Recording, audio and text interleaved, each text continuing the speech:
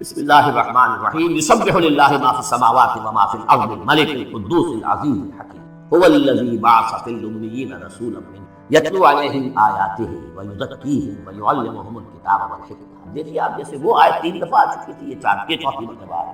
وہ بنیادی طریقہ کار کیا تھا؟ قرآن کی تلاوت۔ قرآن اس مقناطیس کے مانند تھا کہ جس کے اندر جس کی روح بیدار ہے وہ یہ ہے آپ کا آلہ دعوت۔ اب آپ کے پاس وہ آ گئے جو سلیم الفطرت، کسی درجے میں سلام، جن کی زیادہ سلیم الفطرت اور زیادہ جو ہے وہ فوراً آ گئے۔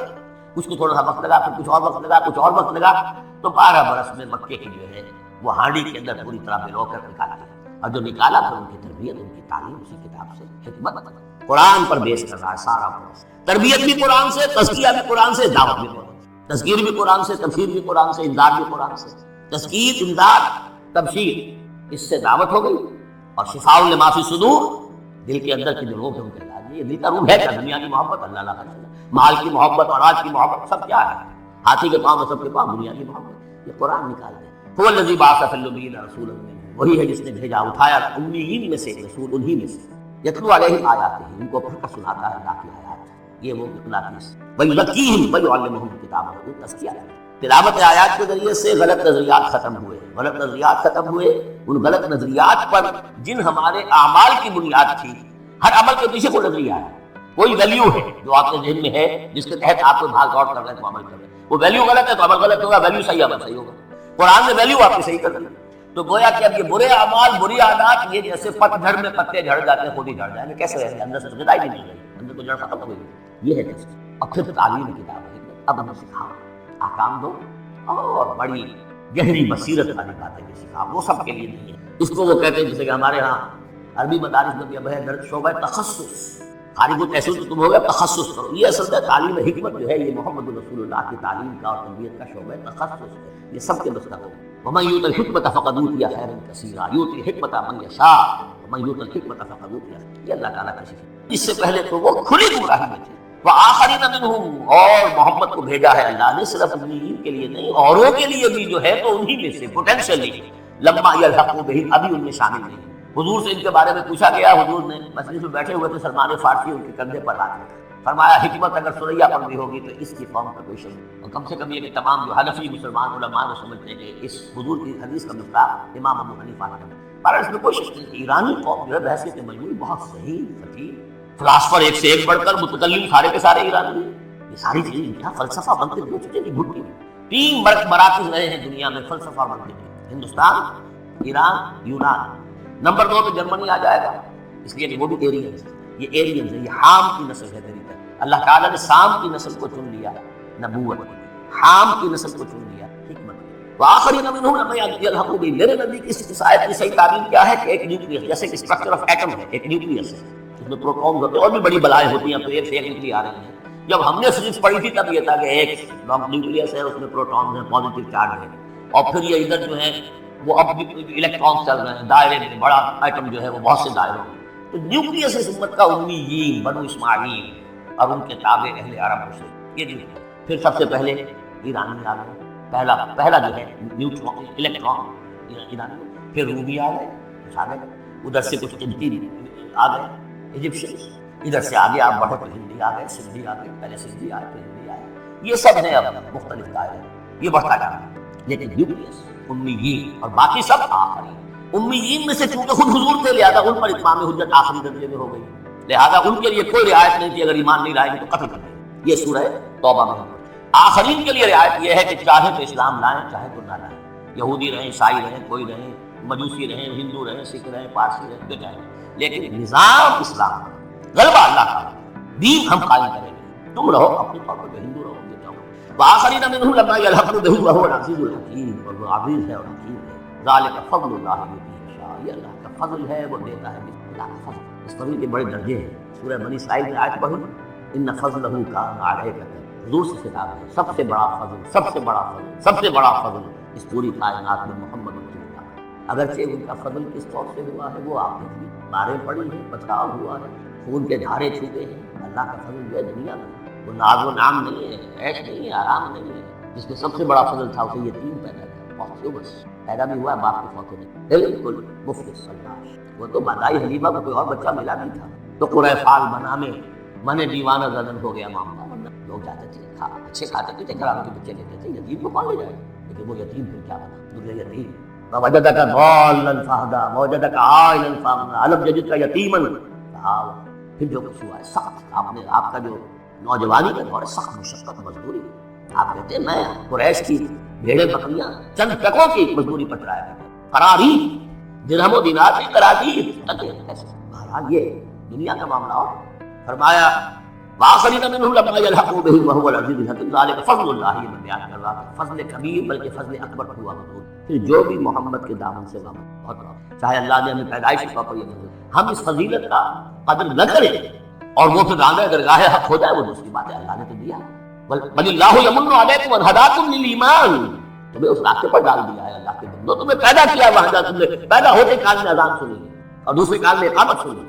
اس سے بڑا فضل کیا ہوگا؟ لیکن تم نے اس کی ناقدری کی تھی. ذالک فضل اللہ یؤتی من یشاء واللہ ذو الفضل العظیم. اللہ بڑے فضل والا ہے. لیکن یہ کہ اب یہ جو پروسیس تھا، جو محمد رسول اللہ کا اعلیٰ انقلاب تھا قرآن، اب محمد تو جا رہے ہیں صلی اللہ علیہ وسلم، یہ پروسیس آگے کون جاری رکھے گا؟ نبی تو کوئی اور عالم نہیں. لہذا حضور نے کہا خطبہ حجۃ الوداع میں قد ترکت فیکم ما ان تمسکتم بہ او اعتصمتم بہ لن تضلوا ابدا. کتاب میں چھوڑ کر جا رہا ہوں. یہ محمد کے قائم مقام ہے. یہ عصائے موسیٰ سے 100 گنا بڑا معجزہ ہے. عصائے موسیٰ صرف موسیٰ کے ہاتھ میں تھا تو معجزہ تھا. بعد میں تو لٹھیا کی لٹھیا کیا ہے پڑا ہوگا کسی ٹرنک کے اندر، شاید وہ ابھی جیسے کہتے ہیں یہودی ہے لاٹھی ہے. اب وہ سانپ تو نہیں بنے گا کسی کے. یہ معجزہ ہے جو ہر ایک کے ہاتھ میں ہے، بشرطے کہ اس کا حق پہچانے، اس کا حق، اس کی قدر و قیمت کو جانے. افبہذا الحدیث انتم مدہنون وتجعلون رزقکم انکم تکذبون. اس کے ساتھ تمہارا یہ معاملہ ہے، یہ مداہنت ہے. دنیا بھر کی زبانیں سیکھ لو، دنیا بھر کے علوم سیکھ لو، اتنی عربی نہیں کہ قرآن میں راہ راست. اور اگر یہ قرآن تمہیں پوزیس کر لے گا تو خدا کی قسم کھا کر کہتا ہوں کہ کسی اور کام میں دل نہیں لگے گا. یہ کیا کام ہے؟ گز کر کے تنخواہ ہو گئی 30,000 40,000 50,000 تنخواہ لے کے آ گئے. Were you created for that? ابراہیم بن ادم کا آپ نے سنا ہوگا نام. بادشاہ کے کسی علاقے تھے، شکار پر گئے ہوئے تھے، وہاں کہیں آواز انہیں سنائی دی، کسی فرشتے کی تھی یا یہ کہ خود ان کی اپنی دلی آواز تھی. یا ابراہیم لہذا خلقت لہذا امرت. اے ابراہیم سوچو، کیا اس کام کے لیے تمہیں پیدا کیا گیا تھا؟ کیا تم اس کام کے لیے پیدا کیے گئے تھے اور تمہیں اس کام کا حکم ہوا تھا شکار کرو؟ وہی سے کھایا تو سوچ نہیں پڑا. اب ترتیب بتا رہا تھا اصل میں، ورنہ بات لمبی ہو جائے گی کہ اب یہ قرآن کے بارے میں تمہارا طرز عمل کیا ہوگا. تصویر دکھائی جا رہی ہے. پھر سابقہ امت کی انہیں بھی ہم نے دی کتاب. مثل الذین حملوا التوراۃ ثم یحملوها کمثل الحمار یحمل. مثال ان لوگوں کی جو حامل تورات بنائے گئے تھے وہ اس کے حامل ثابت. اور حمل میں خاص ایک بات ہے، حمال کسے کہتے ہیں؟ وہ جو اٹھا کر ایک جگہ سے دوسری جگہ لے کے گیا، حمال اسے کہتے ہیں. اس اور حمل میں نے فرق بتایا تھا آپ کو سورہ بقرہ جب پڑھ رہے تھے آخری، کہ اس وہ بوجھ ہے جس کے نیچے انسان دم کر رہے ہیں چل رہے اس، اور حمل وہ ہے جس کو لے کر چل. عورت کا بھی حمل ہوتا ہے وہ لے کر. بہرحال جب ایڈوانس پریگننسی ہوتی ہے دکھ تو ہے، تکلیف ہے، وحدن علی وحدن تو ہے، چل اس حمال ہے وہ لے کے جا رہا ہے. تو حمل التوراۃ یہ اللہ تعالیٰ جس کو کتاب دیتا ہے حامل بناتا ہے، اس کو ذمے سے پہنچاؤ. لتبیننہ، تمہارا فرق اسے واضح کرو، اسے عام کرو. یا اہل قرآن، حضور نے فرمایا ہے قرآن والوں لا تتوسط. ایک ذہنی سہارا ہمارے پاس اللہ کا کتاب ہے. 40 من سونا ہم نے لگا دیا ہے اس قرآن کو تاروں سے. معلوم ہے آپ کو رکھا ہوا ہے ہمارے یہاں، ایوبی دور کی یادگار. بہرحال قرآن مجید کے حامل بنائے گئے تھے اس لیے کہ قوموں کو پہنچاؤ. ثم لم يحملوها، انہوں نے اٹھایا. کمثل الحمار، گدھوں کے معنی یحمل اسفارا، جو کتابوں کا بوجھ اٹھائے. مکالمات فلاطن بھی لکھ لیجیے آپ، یہ پانچ گٹھڑی رکھتے، انسائکلوپیڈیا برٹانیکا پورا رکھ دے، گدھے کو کیا پتا. مثل القوم الذین کذبوا بآیات اللہ، مثال اس قوم کی جس نے اللہ کی آیات کو جھٹلایا. اب یہ جھٹلانا میں پہلے واضح کر چکا ہوں، پورا واقعہ پڑھتے ہیں. یہ جھٹلانا ہے، یہ ہمارا قرآن کو جھٹلا رہے ہم اپنے عمل سے. ایک سے آپ سے پوچھے گا قرآن کو اللہ کا کتاب مان لیا؟ میں مانتا ہوں، کبھی پڑھا ہوں. آپ 7 سمندر کا سفر پار کر کے یہاں MBA کرنے تشریف لے آئے ہیں سارے کام. MBA معلوم ہوتا ہے کہ کوئی پتہ نہیں کوئی جنت کی کوئی سیٹ ہے کیا ہے. قرآن آپ نے نہیں پڑھا تو کیسا ایمان لاتے ہیں؟ کیا بات ہے، تکذیب کر رہے ہیں اپنے عمل سے. بئس مثل القوم الذین کذبوا بآیات اللہ واللہ لا یہدی القوم الظالمین. اللہ ایسے ظالموں کو زبردستی کو ہدایت. اللہ کی ہدایت ایسی گھٹیا شے تو نہیں ہے، اتنی حقیر شے تو نہیں ہے. اب دیکھیے 4 آیتیں، یہ یہاں پر بھی 4 4 جمع 3 کی تقسیم ہے. 4 آیتیں پوری ہو گئی تھی. حضور کی بعثت 2 میں، امیین نیوکلیس ہے، آخرین سب الیکٹرانز ہیں اس کے چاروں طرف. یہ ملٹی نیشنل امت ہے. ملٹی نیشنل فرمز تو آپ کو معلوم، ملٹی نیشنل. جبکہ ثابت جو امت تھی بنی اسرائیل وہ یونیریشین ایک نسل، یونیریشین یونینیشنل، یہ ملٹی ریشین ملٹی نیشنل، ہندی بھی، فارسی بھی، ایرانی بھی، ترک بھی، چینی بھی، اب تو دنیا کا میں نہیں سمجھتا کہ کوئی قوم رہ گئی ہے، کوئی نسل رہ گئی ہے جس میں کچھ نہ کچھ مسلمان ہوں۔ اور دوسری بات یہ کہ حضور کا بنیادی کیا ہے؟ اعلیٰ دعوت، اعلیٰ تربیت، جس سے کہ مردان کار تیار کیے جو جہاد اور قتال کریں گے، وہ ہے قرآن۔ اب آگے 4 آیتوں میں وہ جو طرز عمل ہمارا ہو گیا اس کی تصویر دکھائی جا رہی ہے بنی اسرائیل کے۔ مثل الذین حملوا التوراۃ ثم لم يحملوها كمثل الحمار يحمل اسفارا بئس مثل القوم الذین كذبوا بآیات اللہ واللہ لا يهدی القوم الظالمین۔ اس کے بعد نتیجہ کیا نکلتا ہے؟ جو آیات الہیہ سے رشتہ ٹوٹے گا تو سہارا کیا چیز رہ جائے گی؟ ہم تو اللہ کے چہیتے ہیں، ہمیں تو جہنم میں کوئی جھونک سکتا، جھونکے گا بھی تو دوسروں کی آنکھ میں دھول جھونکنے کے لیے چند دن کے لیے ہمیں بھی ڈال کے فوراً دیتا۔ اللہ کو بھی چوری کرنی ہے کبھی ہماری، اور ہم جیسے بھی کچھ ہیں، جو بھی کچھ ہیں، رانی ہیں، شرابی ہیں، جو بھی کچھ ہیں، لیکن تیرے محبوب کی، جب تیرے محبوب کی امت میں ہے سیلویشن از گارنٹی، شفاعت تو ملنی ہی ملنی ہے۔ بہت زیادہ کرتا ہے تو کسی بزرگ کی مزاح میں دینے بھی چڑھا ہے، اور کیا رہے گا؟ یہ ہے وہ سارا معاملہ، یہ ہے وہ امانی، یہ ہے وہ من گھڑت خیالات، یہ ہے وہ وشفل تھنکنگ سے جو عقیدوں کی شکل بن جاتی ہے، جس کی وجہ سے عمل سے۔ مجھے اقبال نے کہا کہ پتہ نہیں نام کیا ہے اس کا، خدا فریبی کے خود فریبی، عمل سے فارغ ہوا مسلمان بنا کے تقدیر کا۔ وہ تقدیر کی بجائے آپ یہاں یہ عقائد جوڑ لیجیے تو پھر عمل کی کیا ضرورت ہے؟ بے وقوف ہوگا جو عمل کرے، رشوت نہ لے، فیصلہ کرائے بچوں کو، بے وقوف ہے، احمق ہے، پاگل ہے۔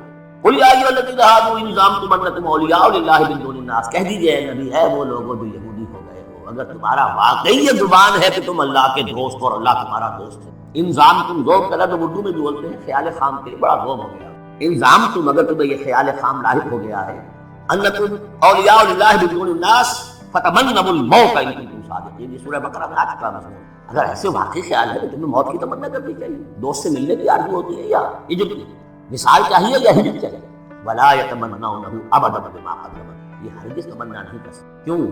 بسبب اس کے جو ان کے ہاتھ آگے بھیج چکے ہیں، انہیں معلوم ہے ہم نے کیا کرتوت آگے بھیجے، بل الانسان علی نفسہ بصیرہ، انسان کو خود معلوم ہے کہ میں کیا کچھ بھیج چکا ہوں، کیا کیا کمانیاں کی ہیں، کیا کیا حرام خوریاں کی ہیں، وہ سارے کے سارے بھیجے تو آگے بھیجے۔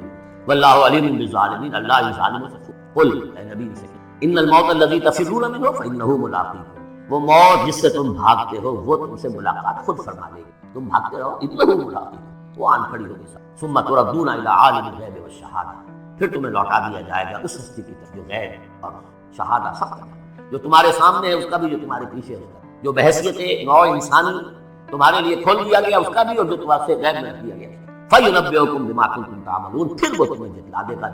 یہ دوسرا حصہ ہو گیا، گویا کہ جو کتاب محمد رسول اللہ دے کر گئے قد ترکتم، اور جس کے لیے حکم دے کر گئے تھے کہ تمہارے ذمے ہے، میرے کندھے پر سے یہ بوجھ اتر کر تمہارے کندھوں پر آ گیا ہے، الا هل بلغت انا نشهد انك قد بلغت واديت ونصحت، انا نشهد انك قد بلغت رسالة واديت الامانة وكشفت الغمة، گواہیاں دی۔ اس کے بعد اللہ یہ معنی ہے، اور پھر فَلْيُبَلِّغِ الشَّاهِدُ الْغَائِبَ، سائے آف ریلیف، میرے کندھے پر جو بوجھ تھا، اِنَّا سَنُلْقِي عَلَيْكَ قَوْلًا ثَقِيلًا، آج وہ بوجھ ملے، لیکن تمہارے مجھے تو صرف امیین تک یہ فرض براہ راست انجام دینا تھا، تمہیں پوری نوع انسانی تک انجام دینا ہے برڈن، اس کے لیے یہ ہے دوسرا حصہ 4 ہے۔ اب تیسرے حصے میں اس قرآن کی تعلیم عام، تعلیم بالغان کا جو نظام قائم کیا گیا اس کا ذکر۔ جمعہ کیا ہے اصل میں؟ اب رہ گئی رسم ادا، روح بلالی نہ رہی، فلسفہ رہ گیا، دل غزالی نہ رہی۔ یہ جمعہ کیا ہے؟ یہ حزب اللہ کا ہفتے وار اجتماع ہے۔ کمیونسٹوں کو بھی ایجاد کرنے پڑے تھے ہفتے وار اجتماع، ہفتے وار اجتماع، اسٹڈی سرکل۔ اس لیے انقلابی کارکن کے ذہن میں جب تک اس کا نظریہ تازہ نہ رہے وہ قربانی کیسے دے گا؟ قربانی تو ہر لحظہ آئے گی، ہر آن آئے گی، قدم قدم پر آئے گی۔ لہٰذا اس نظریے کا، نصب العین کا، اپنے مقصد کا شعور بالکل کانشیس لیول کے اوپر مستحضر رہنا ہے۔ لہٰذا اجتماعات، اب ظہر کی نماز کی بجائے جمعہ، وہاں 4 فرض ہیں 2 کر دیے، 2 کی جگہ خطبہ کس لیے؟ تعلیم قرآن، تعلیم بالغان۔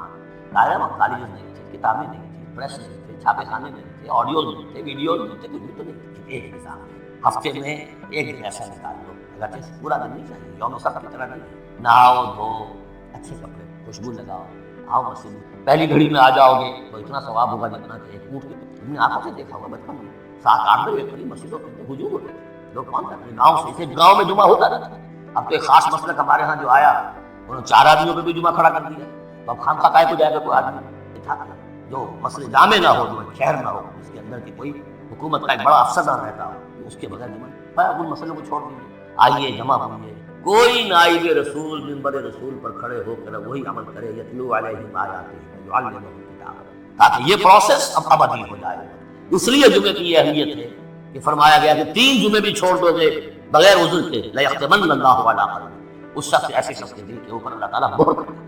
لیکن بات یہ ہے کہ وہ ساری حکمت ختم، وہ مقصد ختم، نہ وہ مقصد ہے، رہ گئی رسم ادا، روح بلالی نہ رہی اور فلسفہ رہ گیا تلقین جمعہ ہے۔ پھر بھی کھنڈر بتا رہے ہیں عمارت عظیم تھی، اب بھی جو اہتمام ہوتا ہے جمعے کے لیے کھنڈر ہی صحیح، لیکن بتا رہے ہیں کہ یہ کتنی بڑی عظیم۔ یا ایھا الذین آمنوا اذا نودی للصلاۃ من یوم الجمعۃ فاسعوا الی ذکر اللہ وذروا البیع، اے ایمان والو جب تمہیں پکارا جائے نماز کے لیے جمعے کے دن یعنی جمعے کی نماز کے لیے، تو لپکو اور دوڑو ہر طرح کے کاروبار کو چھوڑ کر اللہ کے ذکر کی طرف، اور چھوڑ دو کاروبار۔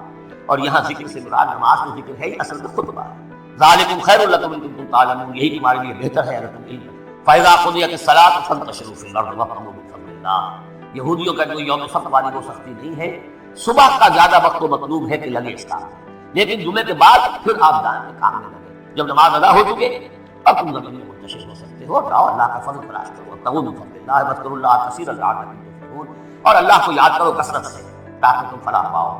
وَإِذَا رَأَوْا تِجَارَةً، اب یہ بھی کمزوری آ گئی جو مسلمانوں کے اندر پیدا ہوئی تھی، اس طرح اشارہ کر دیا گیا اس صورت میں۔ جب انہوں نے دیکھا کوئی تجارت کا معاملہ یا کوئی اور کھیل کود، انفضوا الیہا، تو خاص منافقین جو تھے وہ دوڑ کے چلے جاتے تھے، وترکوک قائما، اور آپ کو چھوڑ جاتے تھے کھڑے ہوئے۔ اور اس لیے کہ عام خیال یہ ہے کہ عام طور پر پہلے جو ہے خطبہ جیسے عیدین میں بعد میں ہوتا ہے، ایسے ہی جمعے کا خطبہ بھی بعد میں ہوتا ہے۔ سمجھا انہوں نے نماز تو ہو گئی، چلو، فرمایا نہیں، قل ما عند اللہ خیر من اللہ والتجارہ، ان سے کہہ دیجیے جو اللہ کے پاس ہے وہ کہیں بہتر ہے اس کھیل کود سے بھی، تجارت سے بھی، واللہ خیر الرازقین، اور اللہ بہترین رزق کرنے والا ہے۔ سورۃ نوح علیہ الصلوۃ والسلام، بسم اللہ الرحمن الرحیم۔ میں نے ذکر کیا تھا جب ہم سورہ ہود پڑھ رہے تھے، 2 رکوع وہاں تھے مسلسل حضرت نوح کے حالات کے بارے میں، 2 رکوعوں پر مشتمل یہ پوری مکمل سورت۔ بسم اللہ الرحمن الرحیم، انا ارسلنا نوحا الی قومہ، ہم نے بھیجا تھا نوح کو اس کی قوم کی طرف، فانذر قومک من قبل ان یاتیہم عذاب الیم، کہ خبردار کر دو اپنی قوم کو اس سے پہلے کہ آ دھمکے ان پر ایک دردناک عذاب۔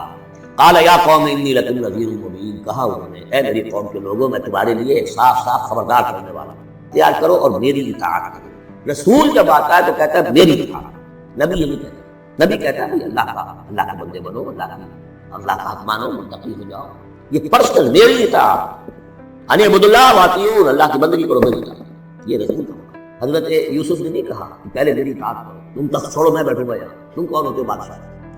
بادشاہ رہا، اور وہاں اس کے چیف سیکرٹری کہہ لیں یا فوڈ منسٹر کہہ لیں، جو بھی بہت بڑے عہدے پر، اور انہوں نے یہ نہیں کہا اس قوم سے کہ تم ایمان نہیں لاؤ گے تم پر عذاب آ جائے گا، تمہارا بیڑا غرق ہو جائے گا۔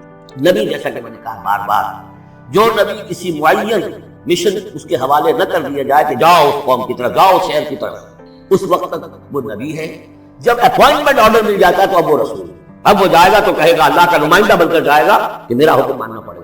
I am his representative, you have to obey me.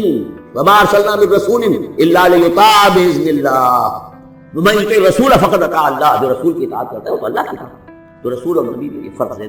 یغفر لکم من ذنوبکم، اللہ تعالیٰ تمہارے کچھ گناہ معاف کرتے ہیں۔ یہ من کیوں کہا، سارے گناہ نہیں کہا، اس کی تعبیر یہی ہے، میں سمجھتا ہوں صحیح ہے بالکل، کہ ایک ہے وہ گناہ کے جو اللہ کے حقوق میں ہو رہے ہیں، اللہ انہیں معاف کرتے ہیں، لیکن عباد حقوق و عباد کے گناہ اللہ معاف کرتے ہیں، اس کا تو لین دین ہوگا، ڈیبٹ کریڈٹ ہوگا۔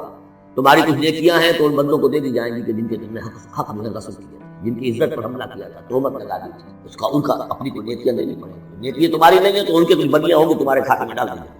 یغفر لکم من ذنوبکم ویؤخرکم الی اجل مسمى، اور تمہیں بحیثیت قوم ایک اجل مسمى تک مزید a fresh lease of existence، اور تمہیں زندگی دنیا میں گزارنے کا موقع دے دے گا۔ ان اجل اللہ اذا جاء لا یؤخر، جان لو کہ جب اللہ کا مقرر کردہ وہ وقت آ گیا تو پھر اسے کوئی مؤخر نہیں کر سکتا۔ لو کنتم تعلمون، کاش کہ تمہیں معلوم ہوتا۔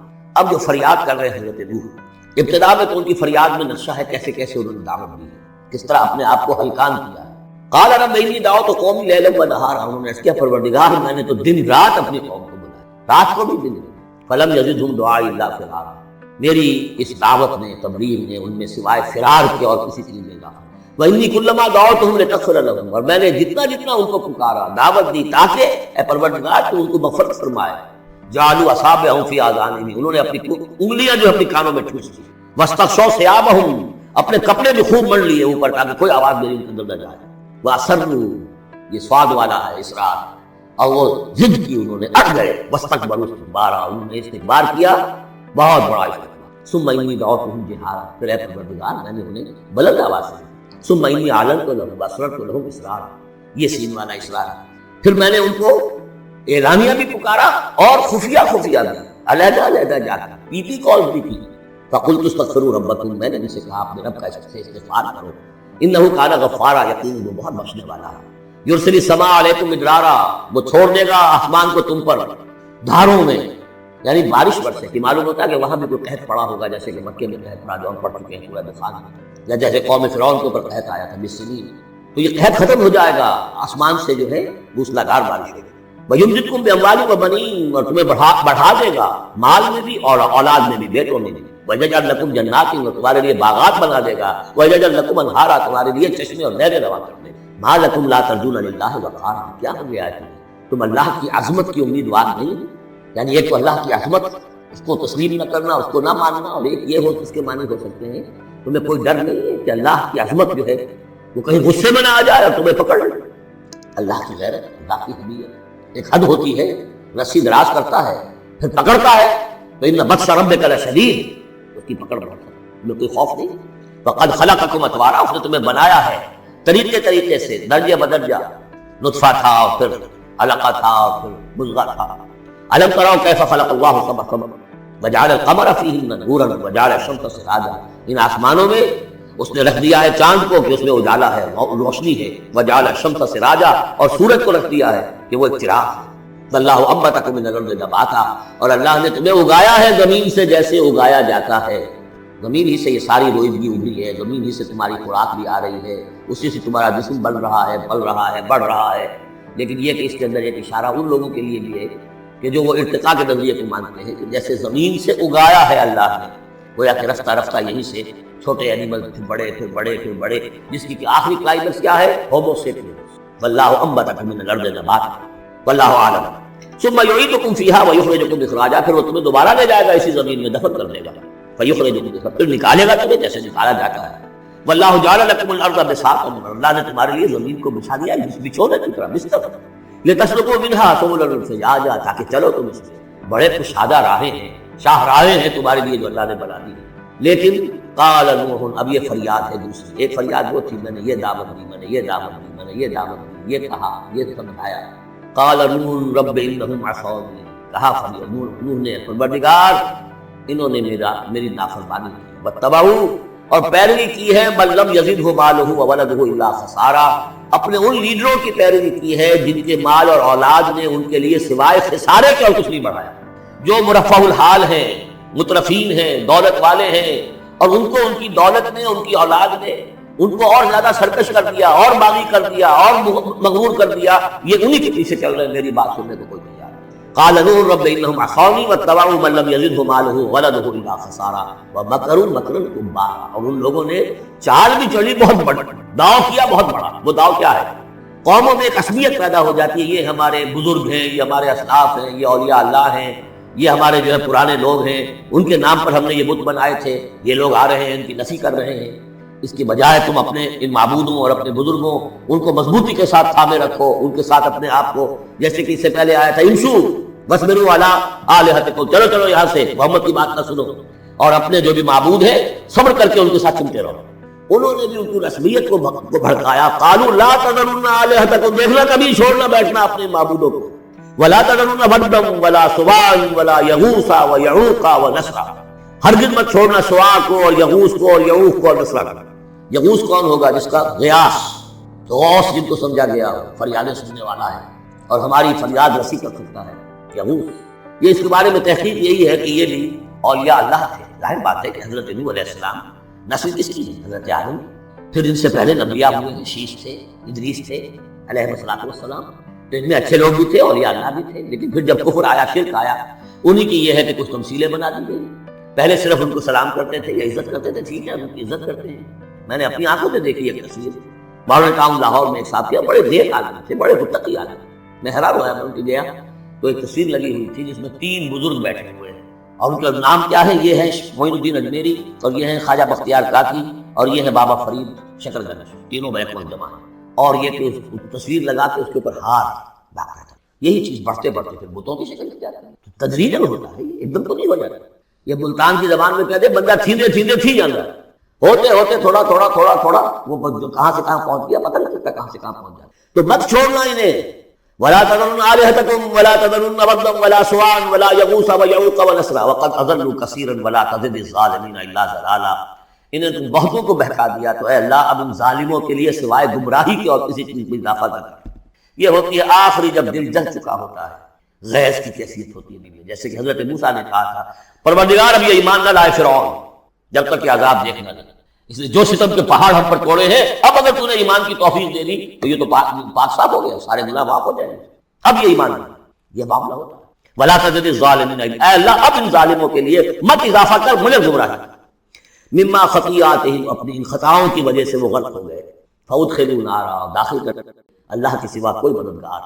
وقال نوح، اب سخت ترین حصہ آ رہا ہے اس دعا کا. وقال نوح رب لا تذر علی الارض من الکافرین دیارا، پروردگار اب اس زمین پر کافروں کا ایک بستا ہوا گھر مت چھوڑ، کوئی نہ رہے.